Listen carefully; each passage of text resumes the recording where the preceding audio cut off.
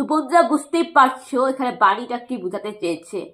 তাহলে বোঝা গেল যে উপবাস করার নিয়মটা কি, কখন উপবাস করা উচিত নয়, কখন করা উচিত, কিভাবে উপবাস করবে আর কিভাবে করবেন না, কারা উপবাস করতে পারে আর কারা পারে না, আপনারা নিশ্চয়ই বুঝতে পারছেন।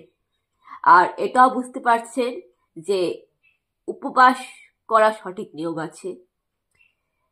আবার বাইবেলও কিন্তু আবার এটাও বলে যে শরীর মনকে কষ্ট দেওয়া যাবে না।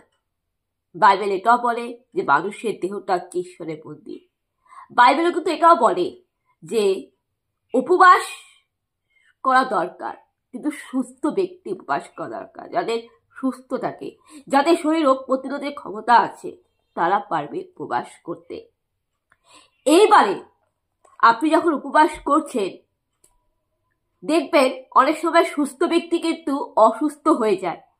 সুস্থ ব্যক্তি যদি না খেয়ে থাকে সে কিন্তু অসুস্থ হয়ে যায়। অর্থাৎ আপনি সুস্থ ছিলেন বলে, আপনি স্বাবলম্বী সুস্থ সবল ছিলেন বলে আপনি উপবাস করছেন। এবারে আপনি সারাদিন না খেয়ে আছে, উপবাস করতে করতে দেখবেন আপনার প্রেশারটা লো হয়ে গেল। তখন কিন্তু বাধ্য হয়ে আপনাকে উপবাস ভঙ্গ করতে হবে, শরীরের কোনো রকম ক্ষতি না করে। কেন? ঈশ্বরের মন্দিরটাকে নষ্ট করে হৃদয়টাকে কষ্ট দিয়ে আত্মাকে কষ্ট দেওয়া যাবে না, এটা আমাদের বাইবেল বলে। আপনি উপবাস করছেন, আপনি সুস্থ ছিলেন সবল ছিলেন বলে আপনি উপবাস করছেন।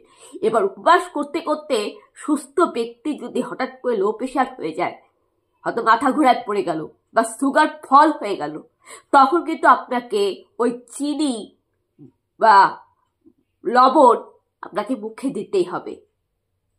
ওই সময় আপনাকে চিনি মুখে দিয়ে, লবণ মুখে দিয়ে, ওআরএস জল বা গ্লুকোজ খেয়ে আপনাকে উপবাস ভঙ্গ করতে হবে।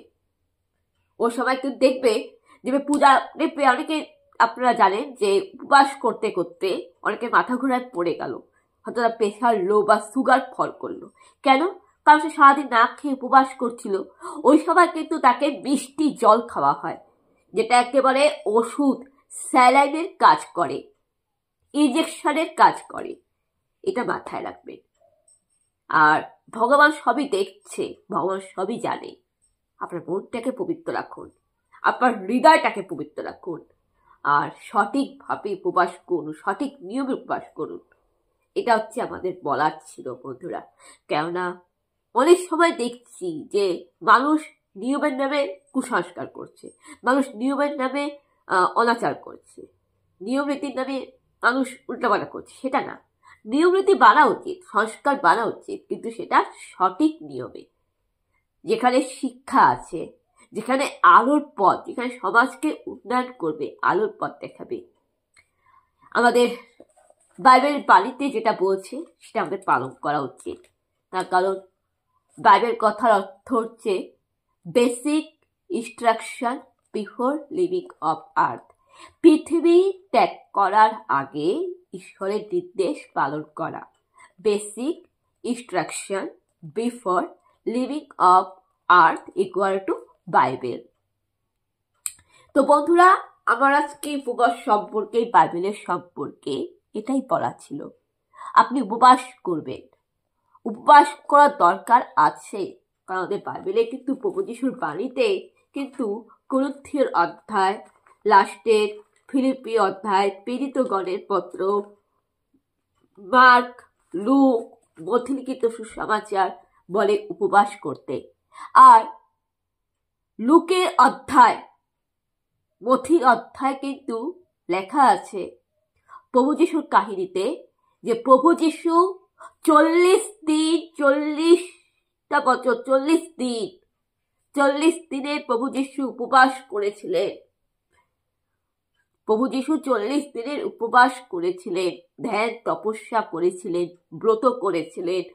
ঈশ্বরের কাছে তিনি জেরুসালেমের দিকে মুখ করে বসে গেতসেমানি উদ্যানে তিনি প্রার্থনা করেছিলেন। তাই প্রভু যিশু যেখানে 40 দিন উপবাস করেছিলেন, প্রার্থনা করেছিলেন, আর আমরা প্রভু যিশুর অনুগামী, আমরা খ্রিস্টের বিশ্বাসী, তাই আমরা প্রভু যীশু খ্রিস্টের নামে উপবাস করব। কেন আমাদের প্রভু যীশু উপবাস করেছিলেন, আর প্রভু যীশুর বাণীতে বলা আছে উপবাস করো, উপবাস করা দরকার। বাইবেল বলে যোহেল পুস্তকে যে তোমরা উপবাস সহকারে প্রার্থনা করতে করতে রোদন করতে করতে আমার কাছে এসো, যোহেল পুস্তকে 2 অধ্যায় বলে। তাই আমাদের উপবাস করা উচিত।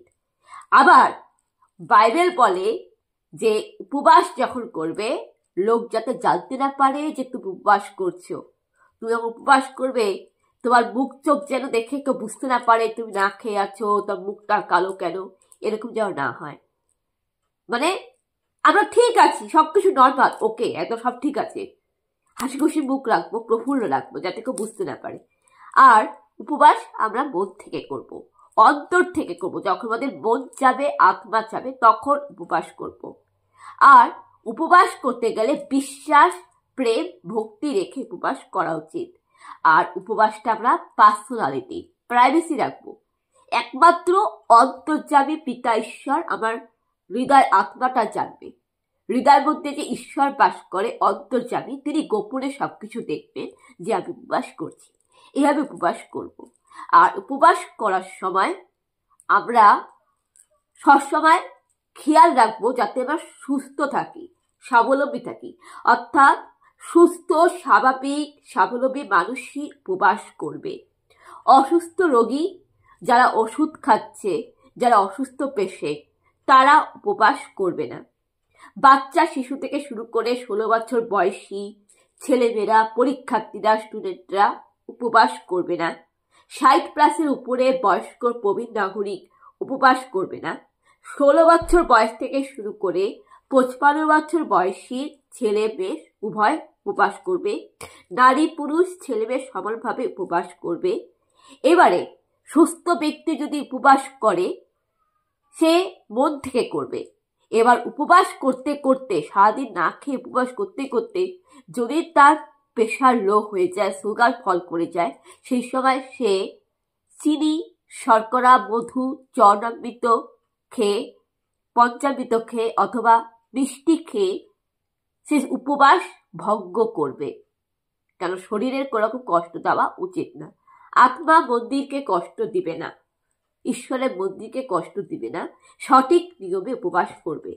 আর উপবাসের সময় ভাত, শাকসবজি খাওয়া যাবে না। উপবাসের সময় রুটি, লুচি, সাবু, ডাবের জল এগুলো খাবে। জল খেলে উপবাস ভঙ্গ হয় না। এবার অসুস্থ রোগীর মধ্যে যদি কেউ মনে করে উপবাস করবে, তাহলে সে কিন্তু ওষুধ খেতে পারে, যাদের ওষুধ দরকার রয়েছে। উপবাস করলে আপনি জল খেতে পারেন, ওষুধ খেতে পারেন।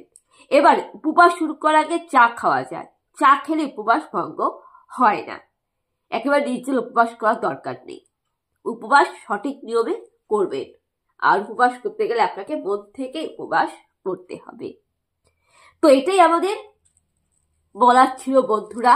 আপনারা ভালো থাকবেন, সুস্থ থাকবেন। আপনারা বুঝতে পারছেন উপবাস কেন করা উচিত, কেন উপবাস করা দরকার। এটা আমি পরের দিন নেক্সট টাইম আলোচনা করব যে উপবাস করলে এর সঠিক ফলাফল কি হয় আর উপবাস কেন করা উচিত। আজকে আমি একটু বললাম যে উপবাস কারা করতে পারে, কারা করতে পারে না, উপবাস করতে হবে, উপবাসের সম্পর্কে কি বলে, আমি সেটা আলোচনা করলাম। বন্ধুরা আপনারা সকলেই ভালো থাকবেন, সুস্থ থাকবেন। আপনাদের সকলকে নমস্কার, জয় যিশু। ভালো থাকবেন, সুস্থ থাকবেন।